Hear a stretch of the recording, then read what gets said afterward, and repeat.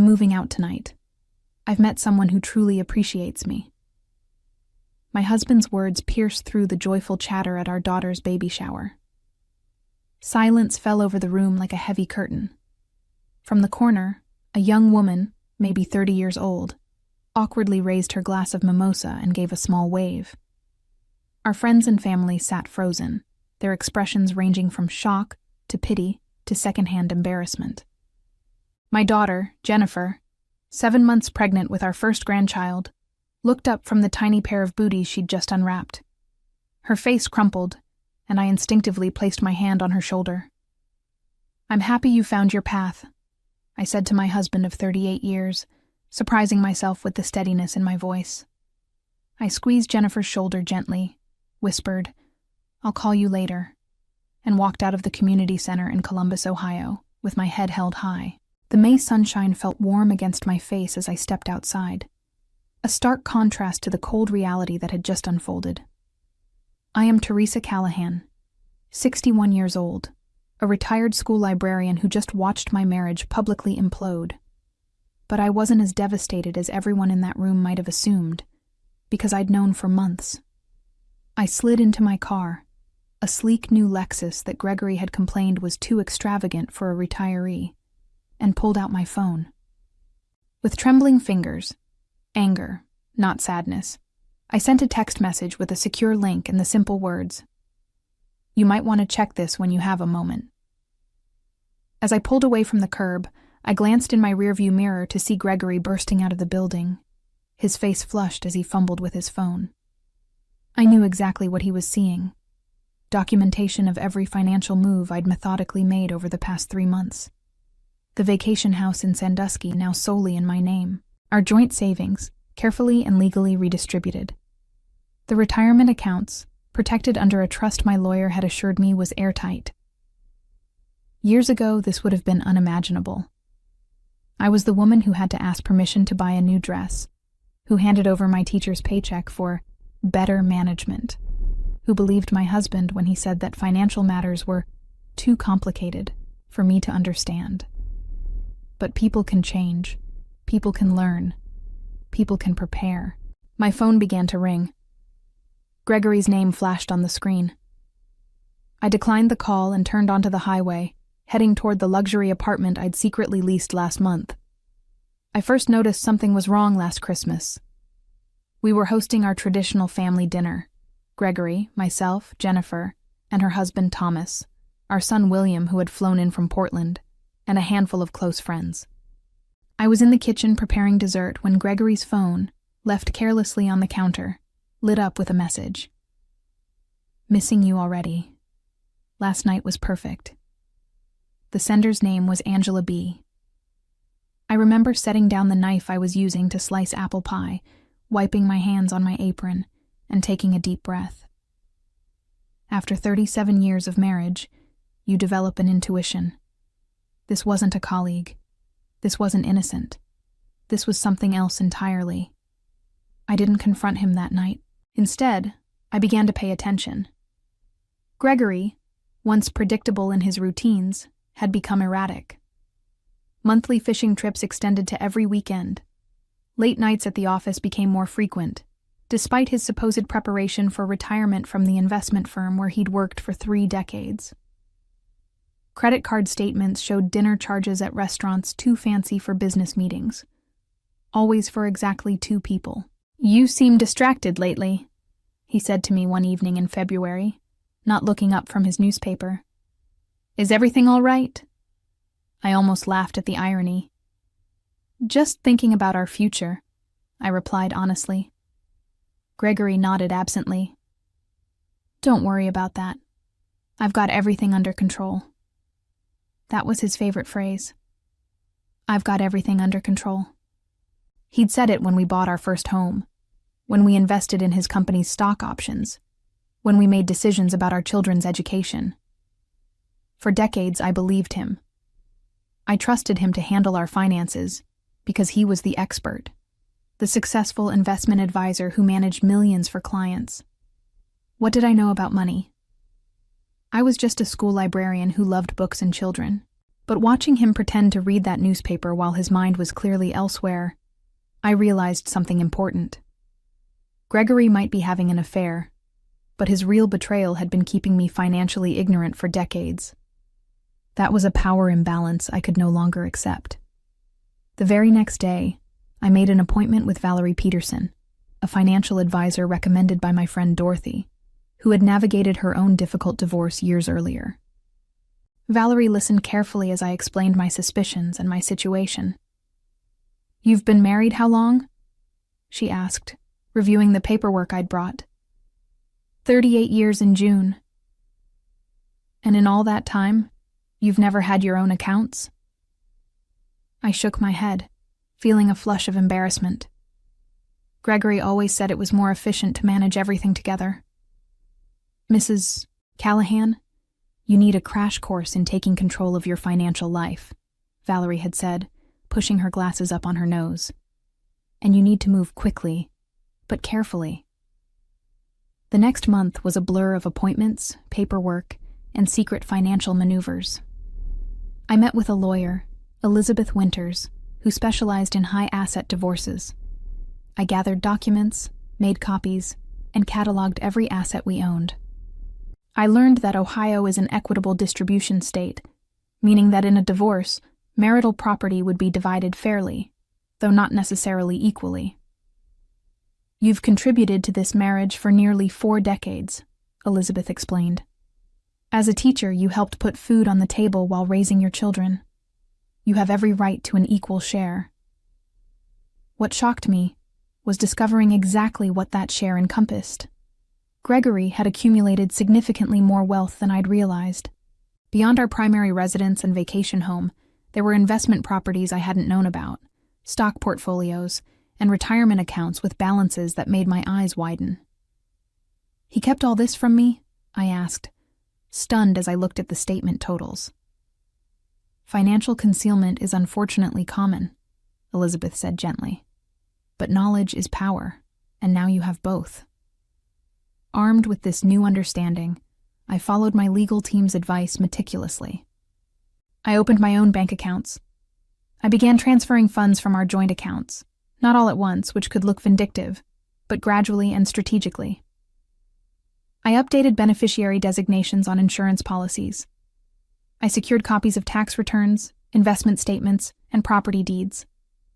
And most satisfyingly, I transferred our vacation property in Sandusky, a lakefront cottage that had been my dream home for retirement, into my name alone, a move that was perfectly legal given how the property had been titled.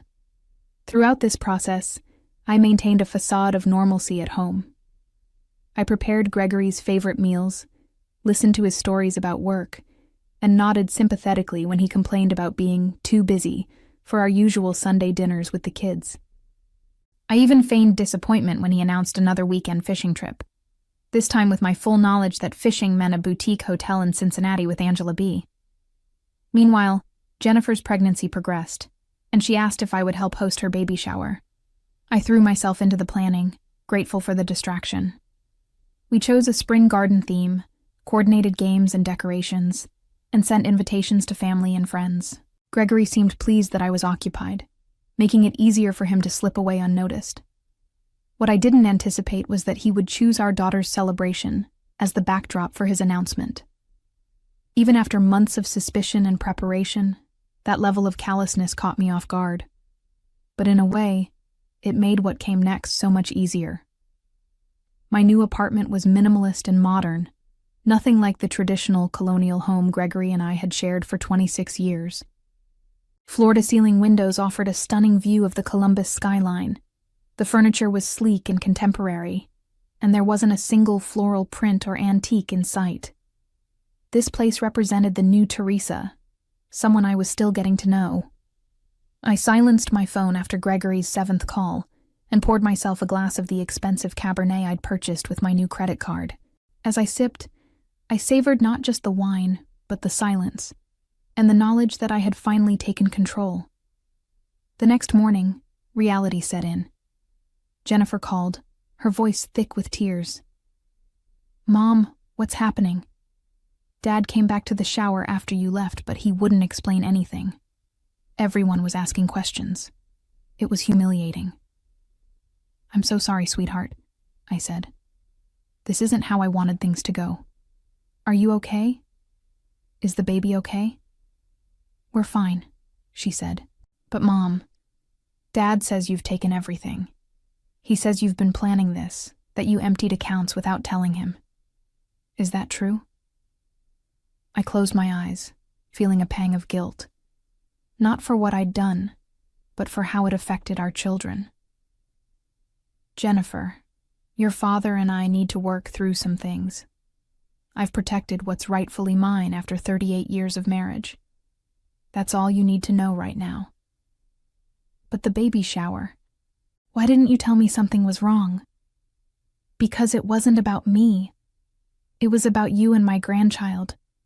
I never imagined your father would choose that moment to announce his decision." After promising to visit her later that week, I hung up and steeled myself for the next call. It came from William, our son. "Mom, what the hell is going on? Dad's completely losing it. He showed up at my hotel room at midnight, ranting about how you've stolen his retirement."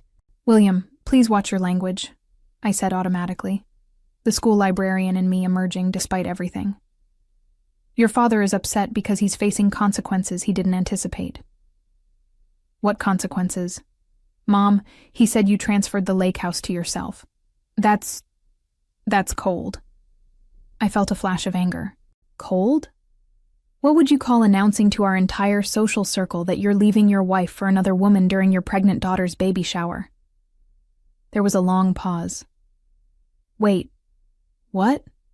Dad didn't tell me that part." Of course he hadn't. Gregory had always been selective with information, a trait I was now employing myself. I spent the rest of the day fielding calls and texts from concerned friends and family.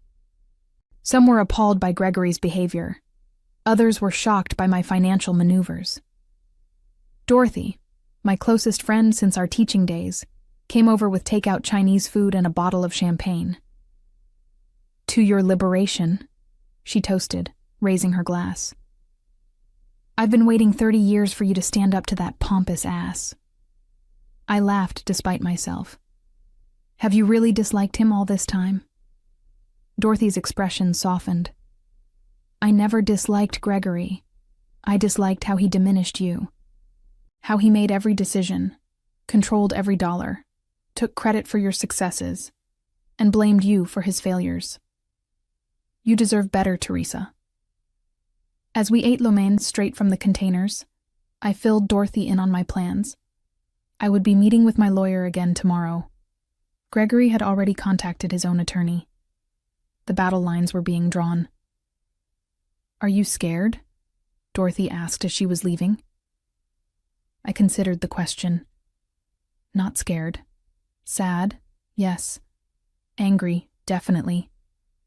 But for the first time in decades, I feel powerful.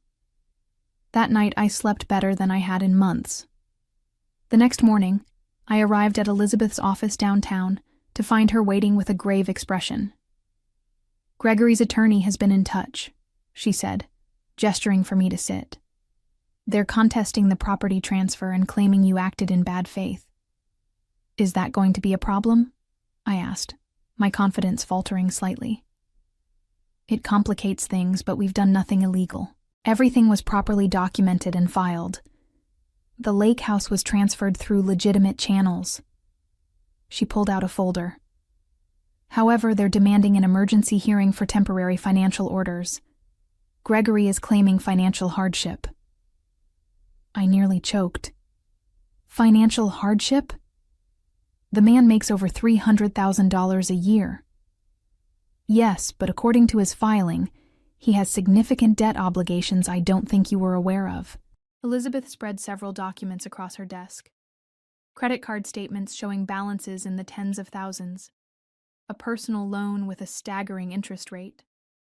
A second mortgage on our primary residence that I had never signed for. "How is this possible?" I whispered, my hands shaking as I examined the evidence of yet another betrayal.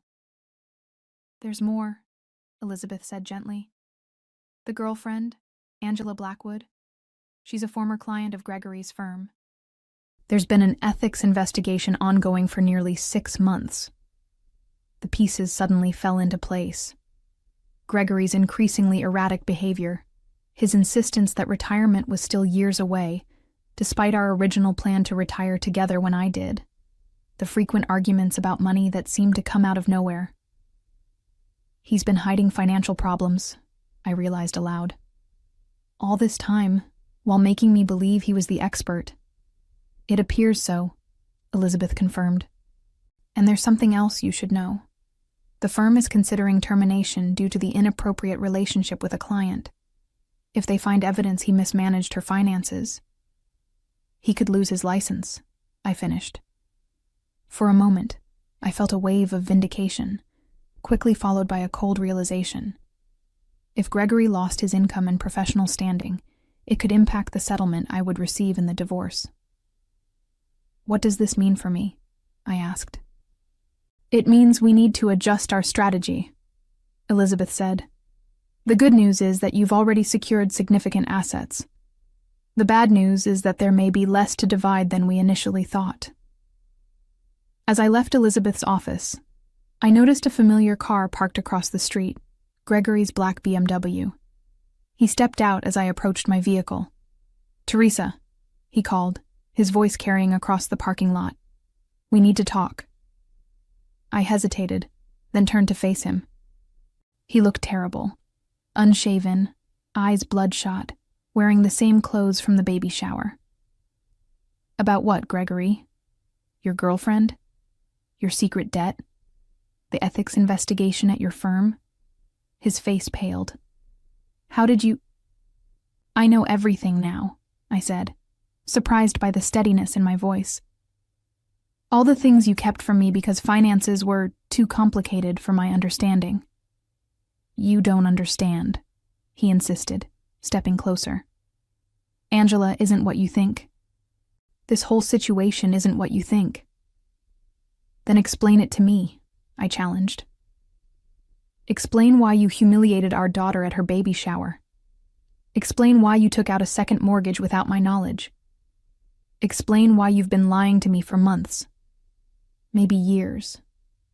Instead of answering, Gregory's expression hardened. You'll regret what you've done, Teresa. I built everything we have. Everything. You wouldn't even know how to manage these assets without me. I smiled, a genuine smile that seemed to unnerve him. That's where you're wrong. I've learned quite a lot recently. I suggest you talk to your lawyer about a settlement because, from where I'm standing, I'm holding all the cards. 3 days after my confrontation with Gregory in the parking lot, I received an unexpected visitor at my apartment. The concierge called to announce that an Angela Blackwood was requesting to see me. I considered refusing, but curiosity won out. Send her up, I told him. Minutes later, I was face to face with the woman who had waved so awkwardly at our daughter's baby shower. She was younger than me, probably in her early 30s, but not the 20-something trophy I had imagined. She wore a conservative pantsuit and minimal makeup, looking more like a business professional than a homewrecker. Mrs. Callahan, she began, her voice tight. Thank you for seeing me. I assume you have something important to say, I replied, not inviting her to sit. Angela took a deep breath. I need to tell you something about Gregory. Something you deserve to know. Against my better judgment, I gestured to the couch. She perched on the edge, clutching her handbag like a shield. I'm not having an affair with your husband, she stated flatly. I never was. I laughed, a sharp sound without humor. You'll forgive me if I don't believe you. You were at my daughter's baby shower, waving when my husband announced he was leaving me for someone who truly appreciates him. I was there because Gregory insisted, she said. He told me it was a business brunch. I had no idea it was a family event until I arrived, and by then it was too awkward to leave. Something in her expression made me pause. Then why the announcement? Why the wave? Angela's eyes filled with tears. because Gregory has been manipulating both of us. I'm not his girlfriend. I'm his victim. For the next hour, Angela told me a story that shook the foundations of everything I thought I knew. She had been Gregory's client at the investment firm, a young widow who inherited a substantial sum after her husband's death. Gregory had been assigned to manage her portfolio, but over time, he began making unauthorized investments, taking excessive fees, and eventually, diverting funds to cover his own mounting debts. When I discovered what he'd done, I threatened to report him, Angela explained. That's when the manipulation started. He convinced me that no one would believe me, that he could make it look like I had authorized everything. He said he had connections that could ruin me professionally. Why are you telling me this now? I asked, still skeptical but increasingly disturbed.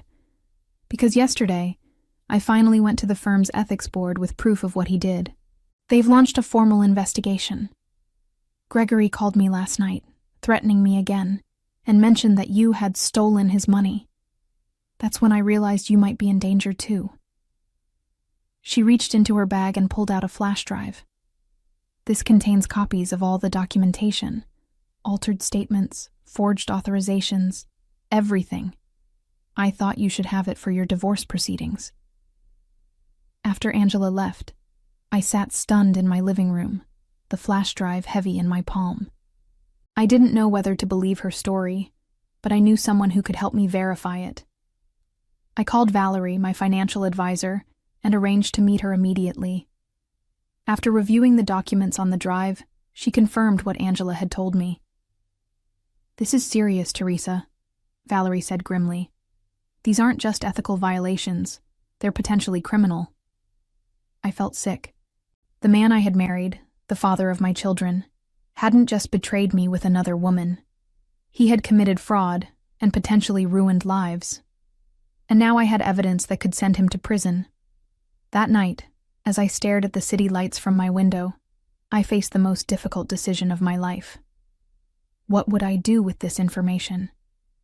The following week unfolded like a slow-motion car crash. Gregory's firm placed him on administrative leave pending their investigation. Our divorce proceedings were temporarily stalled as both legal teams processed the new information. Jennifer was hospitalized briefly with stress-induced high blood pressure, putting her at risk for complications with the pregnancy. William flew back to Columbus from Portland, determined to fix things between his parents before the baby arrived. Through it all, I maintained a determined calm, even as I grappled with what to do about Angela's evidence. You have a powerful bargaining chip, Elizabeth advised during our latest meeting. We could use this to negotiate a very favorable settlement. Or I could turn everything over to the authorities, I countered. Let Gregory face the legal consequences of his actions. Elizabeth's expression was neutral. That's certainly an option, but consider how a public scandal and potential criminal case would affect your children, your grandchild, and ultimately, your own financial security. I knew she was right. If Gregory went to prison, there would be no alimony, potentially reduced assets to divide, and a stigma that would affect our entire family. Yet the thought of allowing him to escape accountability for his actions burned within me. The decision was made for me when Angela called again. I've been contacted by 2 more of Gregory's former clients, she said. They've noticed discrepancies in their accounts, too. The firm's internal investigation is expanding. My path became clear. I didn't need to be the one to bring Gregory down. His own actions were already doing that. What I needed was to protect myself, my children, and yes, even Angela and the other victims. I scheduled an emergency meeting with Elizabeth and came with specific demands for our counteroffer to Gregory's settlement proposal. Full ownership of both properties, 70% of all investment accounts, a lump sum alimony payment rather than monthly support. And most importantly, a complete separation from any liability related to Gregory's professional misconduct. He'll never agree to this, Elizabeth warned. He will, I said confidently, because I'm offering him something in return. My silence. The settlement meeting was held in a conference room at Elizabeth's law firm. Gregory arrived with his attorney, a sharp-suited man with an aggressive reputation. I was surprised to see how much Gregory had aged in just 2 weeks. Deep lines etched his face, and his hair seemed grayer. "Mrs. Callahan has reviewed your proposal and has a counteroffer," Elizabeth began, sliding folders across the table. Gregory's attorney skimmed the documents, his eyebrows rising. "This is completely unreasonable," he declared. "Is it?" I asked, speaking directly to Gregory. "Considering what I know about your professional situation, I think it's quite generous." Gregory's face drained of color. "What are you talking about?" "Angela Blackwood came to see me," I said quietly. "She shared some very interesting documentation about your investment practices." "You're bluffing," Gregory's attorney interjected. I turned to Elizabeth, who nodded and produced a thumb drive. "This contains copies of everything we have," she said. "We haven't shared this information with authorities yet, but rest assured, we will if necessary." Gregory and his attorney stepped outside to confer. I could see them through the glass wall of the conference room. Gregory gesticulating wildly, his attorney speaking in urgent, hushed tones. When they returned, Gregory's surrender was evident in his posture. "We'll accept the terms," his attorney announced stiffly. "With one modification.